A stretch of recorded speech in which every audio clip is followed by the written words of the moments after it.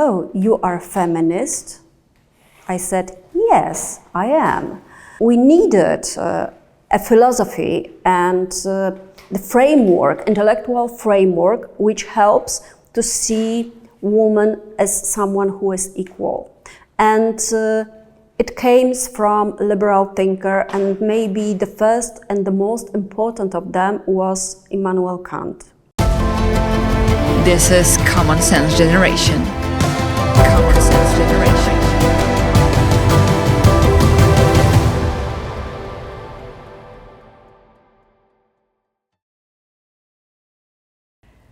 Hi guys, you're watching Common Sense Generation, and do you know what it is? Conservative feminism. We have here with me Professor Agnieszka Nogal, a political philosopher and a feminist. Yes, thank you for inviting me here. Thank you very much for coming. Professor, we talk about women, and very often, for a very long time in history, they were not treated as citizens. They didn't have equal rights, they couldn't vote, and very often they didn't take part in the public sphere. They were put somewhere there in private sphere where they could take part in creating, bringing new people men who took part in public sphere. They, and with some exceptions, they had roles either official or unofficial one, taking part in political sphere. But it is a relatively new concept that they are taking part in politics and state. So what is the role of a modern woman in state? We can say about three waves of feminism. I will describe shortly those waves of feminism to go to the conclusion about if conservative feminism is possible, because it sounds rather strange for our viewers, I suppose. So the first wave of feminism was around civic rights, yes, because in many societies, to be honest, the situation in Protestant countries were not so good as in Catholic ones, but because it was only one legal system, and very often women's situation was not recognized on legal basis. But it's a historical fact, and we can discuss about them. Nevertheless, the first wave of feminism was a wave of a civic movement, because women wanted to have the right to sign contracts. A lot of them were working at factories, for instance, very low-paid jobs, places, without signed contracts, because they had no rights, yes? And those contracts, if they were signed by their husbands, brothers, or sons. So it was the first wave of feminism, and in some countries in the world, still women cannot drive a car, for instance. There are such cases, so you can check them. Of course, the second part of that first wave was an ask and a process of achieving political rights, yes, the right to vote. Then women became an important political factor. And of course, it's a problem even now, yes? So we are somewhere in the middle of the first wave of feminism, sorry, when we are looking at political situation all over the globe. The second wave was organized around social rights, the rights to have education, to achieve a higher social status, to earn in short. And third wave, yes, was organized around difficulties arising from connecting those roles in home and in society and working market. So, because of course it is a paradox, even for right now, women right now who, on one sphere, they are obliged to fulfill the same roles, to have their income, to be financially sustainable, to just to earn money.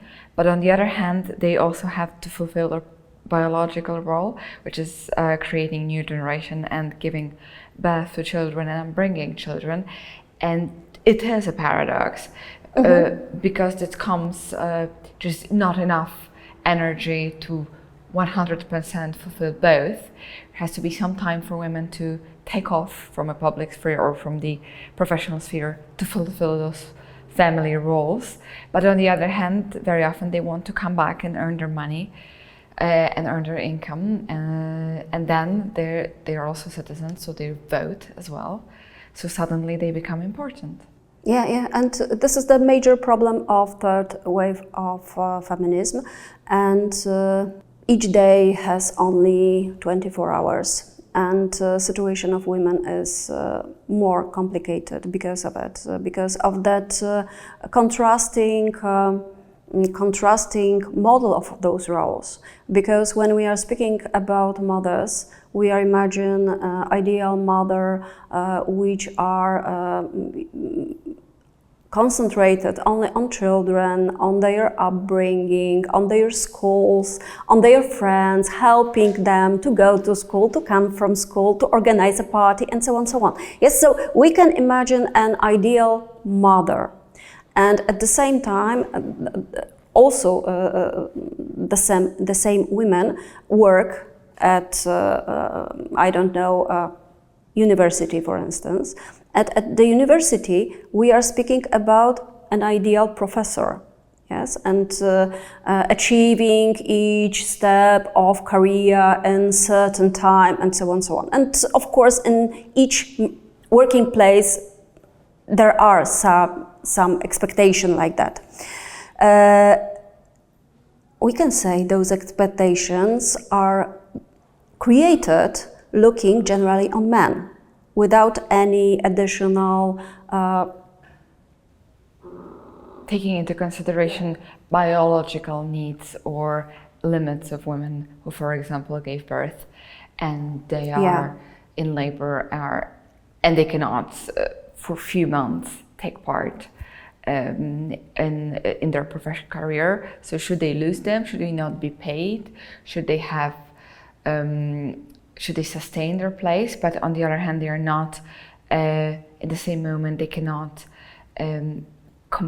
be as competitive as men. Mm-hmm. Is it fair? Is it unfair? But right now, the answer to it, of, let's say, the most popular form of feminism is just, women, let's give up our natural biological roles. Let's stop being mothers. Let's stop having those needs. Let's stop having children. Very often, let's even don't marry. Just be like men. Be strong enough. Be strong as them. Be as aggressive as them. Be as competitive as them, and be totally focused on your political career. In US, it is a paradox, but most of the women who gave birth, they spent only 3 months with their child after giving birth, and they come back to their companies where they worked. So it is not even enough time for breastfeeding for the most. They cannot, and they have to stop. They have to go for the bottle, because there is this period of 8-9 hours where they have to be at work.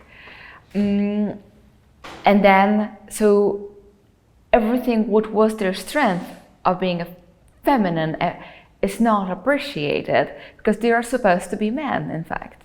Mm-hmm. Yeah, and that was the reason I had a conversation with my former student, and he was extremely surprised. Oh, you are a feminist?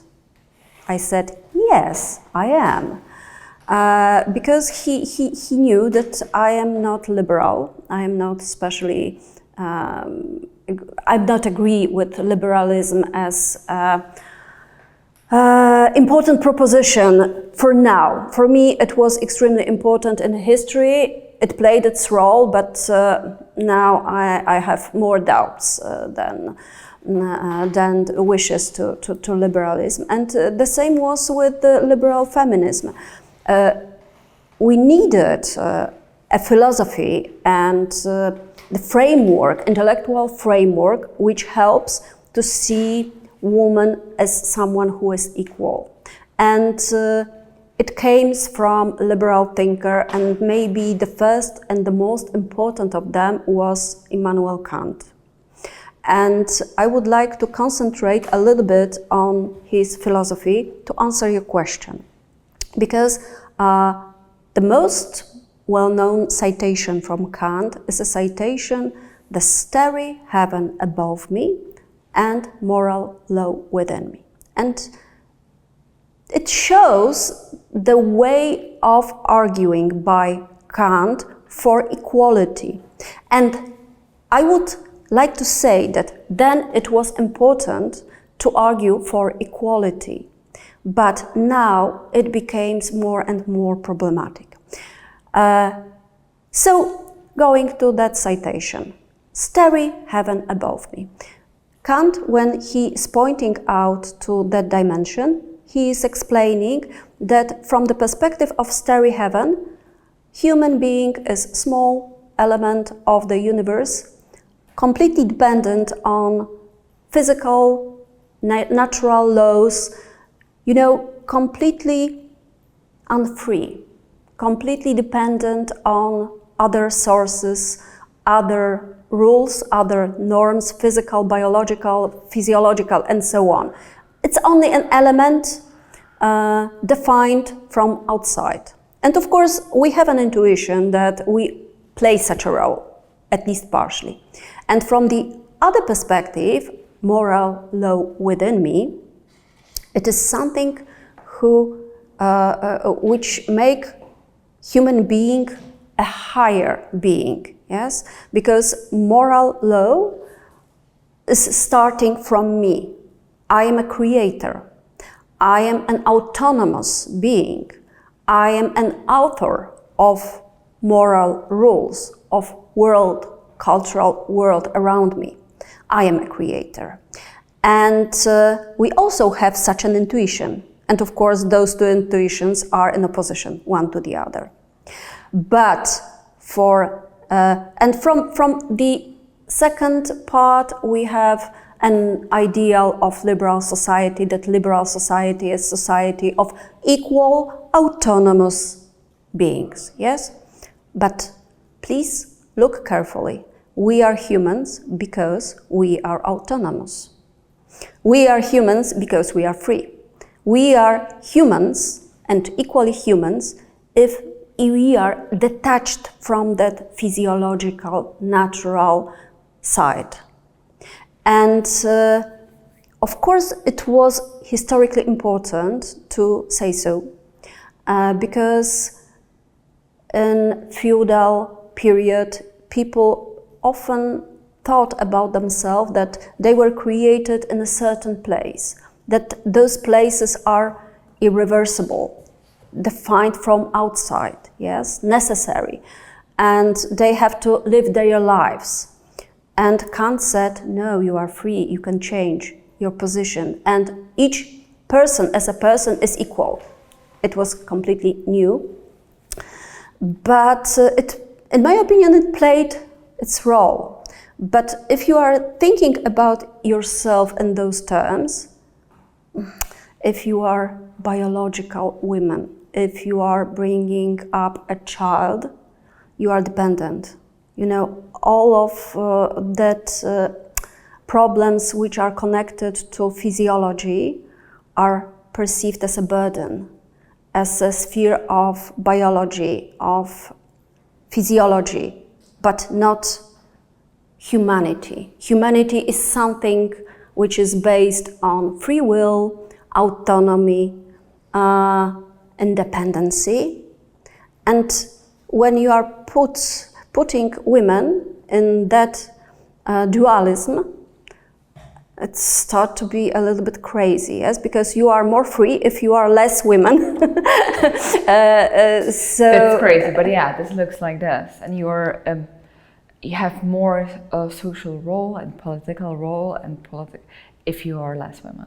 Yeah, yeah. And not only mine, but I can point out a few international names. For instance, Sybil Schwarzenbach, but also the theory of care, ethics of care theory. You know, there are some feminists.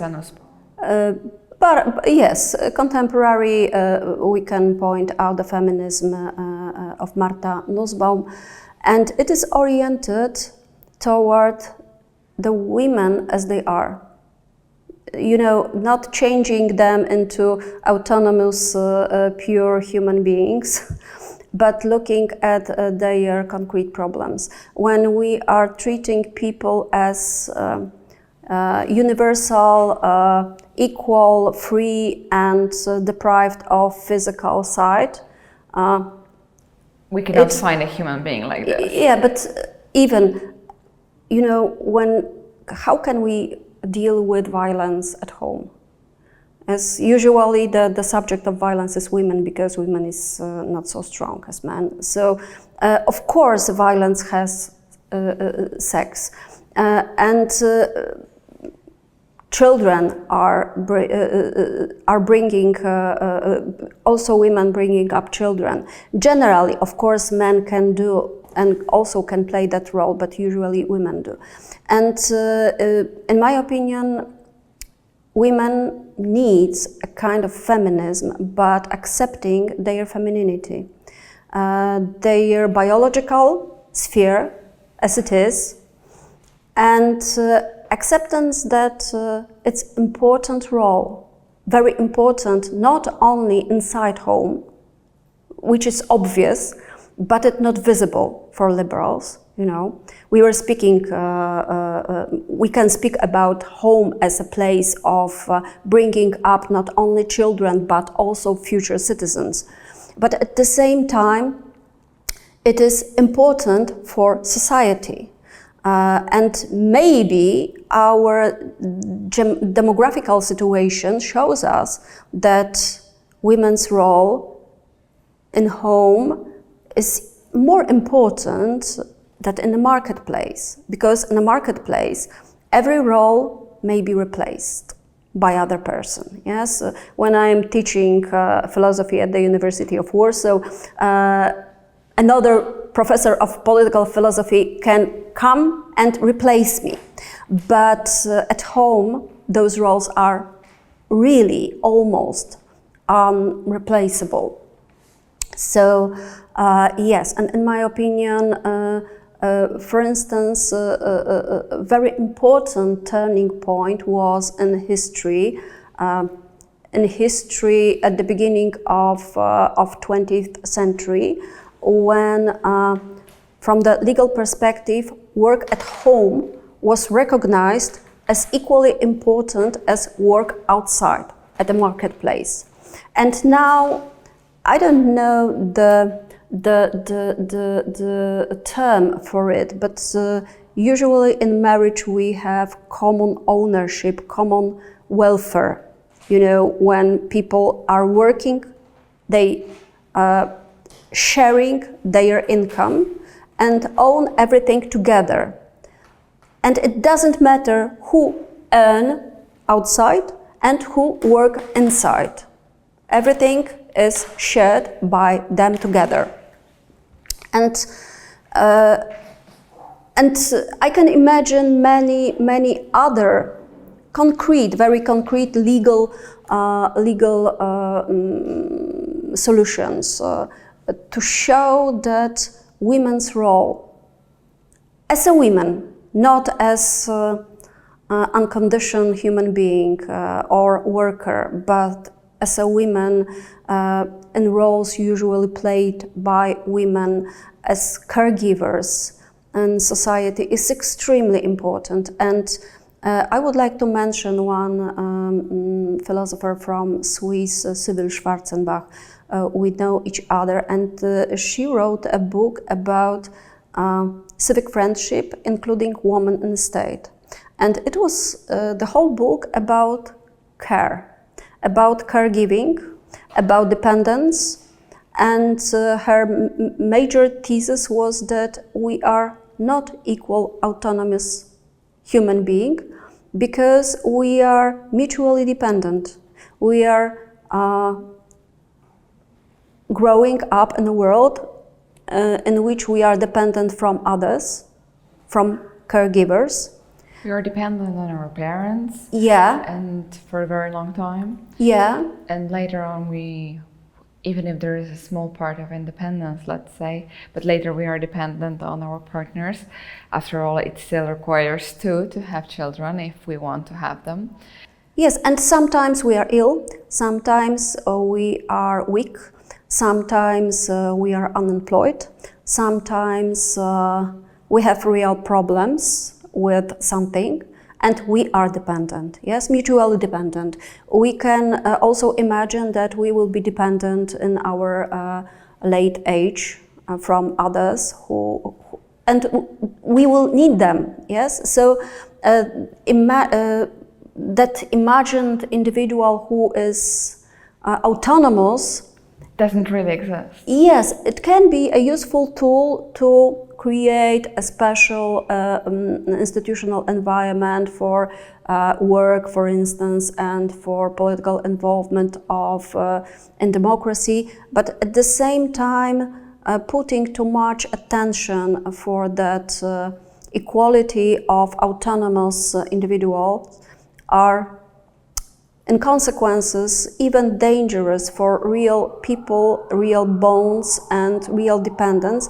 And that was the reason why Sybil Schwarzenbach was asking about civic friendship. Yes, so bonds between people, bonds created not only at home, because when we are using those tools, we can separate private sphere, and even if we treat it as home, something which gives us safety, security, and so on, we have a marketplace, a place of competition, place of gaining goals, but those two spheres are perceived separately. And Schwarzenbach shows that person who is involving in friendship, in relations with other, is beginning at home, and then we need to create a bonds of friendship in a society, because we are needed by one another, at least from time to time. Even at home we cannot fulfill all our needs. Sometimes flood, sometimes something has happened, and we need help from outside. And of course we can think about institutions of state, but it's easier and I guess more effective as well. More effective, yes, to achieve that help from closest one. There's also one very interesting correlation which for a very long time was ignored, which sort of touches this topic as well, is the fact that, which is important for all Western countries or developed countries, that there is a correlation between level of education and amount of children. So the more educated women are, the less children they want in such form liberal society. And this was a case in most of the second part of the 20th century in Western Europe, but also in such places as Singapore, Hong Kong, Japan, South Korea, where suddenly huge amount of women were well educated and put into the marketplace and put as citizens, and they stopped having that much children, or they stopped having children at all, and the demographic stops. And it was pretty late when the governments and the political leaders realized we have to put some sort of public and official help and support for families in order for women to make this decision to have a child more, or just to want to go this direction. Europe has a huge demographic problem. And we'll see how it's going to be. It tries to be resolved mostly by immigration. This is the most reason of immigration, because the governments need labor, they need cheap labor, they need people to do the most basic jobs, and they are taking them, importing them. That's why a lot of the governments, the French one, the British one, the German one, try to fill this gap with a form of immigration. But it of course creates other problems, a lot of which we are facing right now. But the problems of demographic is absolutely real, and I think it's the most serious one for the Western world. Are we going to have more children? Are we going to decide for it? There is a certain trend to have more in the newest generation, of the generation of people being 30 right now. But I think it looks like it's not enough to fill this gap. How it's going to look like, we have no idea. Definitely India is the country who has the most amount of children, because of China, because of the one child policy, and also because parents wanted to have this one child to be male, so you have this huge disproportion between male and female, which creates a problem for a future generation. So India is the future of the world.